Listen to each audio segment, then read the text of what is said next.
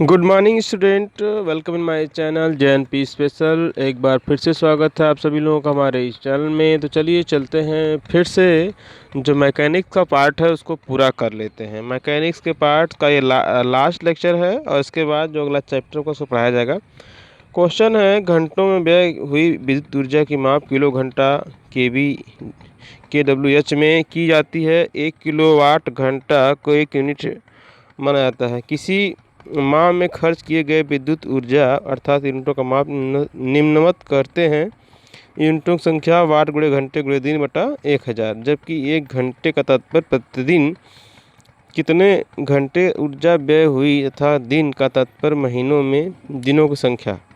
उदाहरण, किसी घर में 100 वाट के 4 बल्ब प्रतिदिन जांच 5 घंटे जलते हैं तो 30 दिन के महीने में कुल व्यय यूनिट कितना होगा। तो आप आराम से निकाल सकते हैं कि कितने हैं, 4 हैं, 5 हैं, तो 100 गुणे 4 गुणे 5 गुणे 30 दिन है। 4 बल्ब प्रतिदिन 5 घंटे जलते हैं तो 5 कर लीजिए, 4 कर लीजिए, मल्टीप्लाई कर दीजिए, डिवाइड बाई 1000 कर लीजिए, आपका हो जाएगा 60 यूनिट। इस तरह से आप आसानी से कैलकुलेशन कर सकते हैं। ओके, आइए नेक्स्ट चलते हैं। उपकरण और ऊर्जा का स्वरूप परिवर्तन क्या होता है उसको जान लेते हैं। विद्युत बल्ब वैद्युत ऊर्जा से ऊष्मा एवं प्रकाश में परिवर्तित होता है। ठीक है, विद्युत सेल रासायनिक ऊर्जा से वैद्युत ऊर्जा में परिवर्तित होता है। मोमबत्ती रासायनिक ऊर्जा से प्रकाश तथा ऊष्मा में परिवर्तित होती है। फोटो इलेक्ट्रिक सेल प्रकाश ऊर्जा से वैद्युत ऊर्जा में चेंज होता है। माइक्रोफोन ध्वनि ऊर्जा से वैद्युत ऊर्जा में। लाउड स्पीकर वैद्युत ऊर्जा से ध्वनि ऊर्जा से में। और सितार एवं अन्य वाद्य यंत्र यांत्रिक ऊर्जा से ध्वनि ऊर्जा में चेंज करने का कार्य करता है। भाप पेट्रोल एवं डीजल का इंजन ऊष्मा से यांत्रिक ऊर्जा में परिवर्तित करता है। नेक्स्ट चलते हैं। नेक्स्ट आपका है, जीवन में शक्ति का सबसे महत्वपूर्ण स्रोत कौन सी ऊर्जा है। तो है सौर ऊर्जा। सौर ऊर्जा का मुख्य स्रोत क्या है। तो नाभिकीय ऊर्जा। सूर्य से नाभिकीय ऊर्जा कैसे प्राप्त होती है। तो ये हाइड्रोजन परमाणुओं के नाभिकीय संलयन क्रिया द्वारा। ठीक है, ऊर्जा कैसी राशि है। तो अदिश राशि है। सौर ऊर्जा का रूपांतरण रासायनिक ऊर्जा में होता है, ये प्रकाश संश्लेषण के समय। सूर्य से हमें कौन सी ऊर्जा प्राप्त होती है। तो है प्रकाश ऊर्जा व ऊष्मीय ऊर्जा।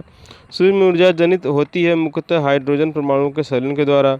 ऊर्जा के किस रूप में प्रदूषण की समस्या नहीं रहती है। तो सौर ऊर्जा, पवन ऊर्जा, ज्वारीय ऊर्जा व भूतापीय ऊर्जा इत्यादि। भारत की संपूर्ण ऊर्जा उत्पादन में नाभिकीय ऊर्जा का प्रतिशत कितना है। तो लगभग 3% है। किलोवाट घंटा किसकी इकाई है। तो है ऊर्जा की। यदि किसी वस्तु पर 10 न्यूटन का बल लगाया जाए तो उसके स्थान में 5 मीटर का परिवर्तन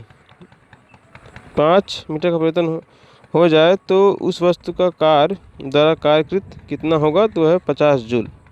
10 गुणे 5 कर लेंगे। ऊपर उठते हुए हथौड़े में कौन सी ऊर्जा होती है। तो है गुरुत्वीय स्थितिज ऊर्जा। चलती गाड़ी में बैठे व्यक्ति की ऊर्जा होगी गतिज व स्थितिज दोनों।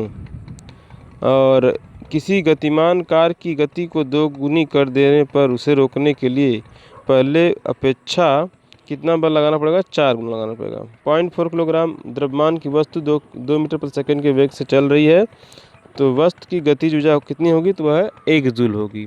चलिए चलते हैं आगे बढ़ते हैं।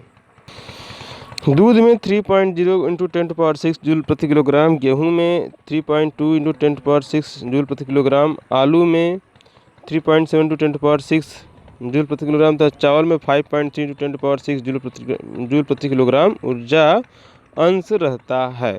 ठीक है, इस तरह से आप सभी लोगों ने देखा कि सबसे अधिक किसमें है, आपका चावल में है। शयन में 3.2 किलो जूल प्रति मिनट।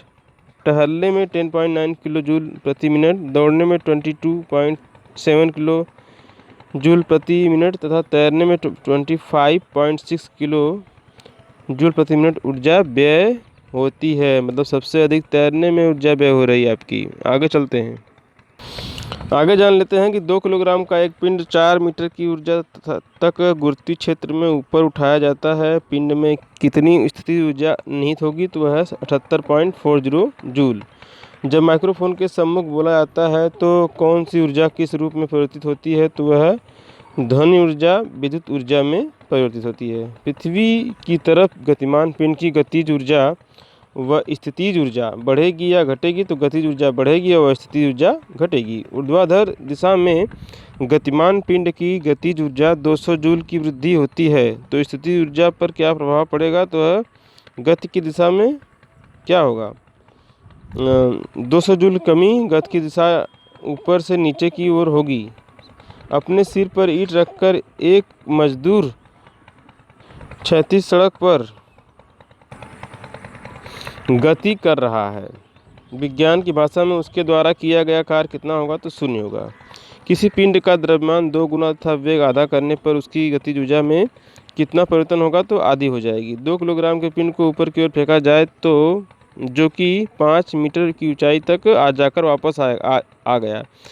पिंड पर किया गया संपूर्ण कार्य क्या होगा, तो 0 होगा। 1 किलोग्राम के एक पिंड की गतिज ऊर्जा 200 जूल है, उसका वेग कितना होगा, तो है 200 मीटर प्रति सेकेंड। जीवों जैविक क्रियाओं तथा चलने बोलने कोई बोझ उठाने में किस ऊर्जा में परिवर्तन होता है, तो बोलने पर पेशी ऊर्जा ध्वनि ऊर्जा में, चलने पर पेशी ऊर्जा गतिज ऊर्जा में, भार उठाने पर पेशी ऊर्जा पिंड की स्थिति ऊर्जा में परिवर्तित होती है। नेक्स्ट आपका है मनुष्य के शरीर को प्राप्त ऊर्जा किस ऊर्जा का परिवर्तित रूप है, तो वह रासायनिक ऊर्जा का जैविक ऊर्जा या पेशी ऊर्जा में। नेक्स्ट आपका है प्रकाश से हमें कौन कौन सी ऊर्जा प्राप्त होती है, तो उसमें ऊर्जा प्राप्त होती है। 1000 वाट का अश्वशक्ति मान कितना होगा, तो 1.341 अश्वशक्ति। वायु शक्ति पिंड पावर में ऊर्जा कौन सा रूप विद्युत ऊर्जा में परिवर्तित होता है, तो गतिज ऊर्जा। एक तनी हुई स्प्रिंग में कौन सी ऊर्जा निहित होती है, तो स्थितिज ऊर्जा होती है। अगला आपका है विद्युत सेल द्वारा ऊर्जा का रूपांतरण रूप किस रूप में होता है, तो रासायनिक ऊर्जा का विद्युत ऊर्जा में।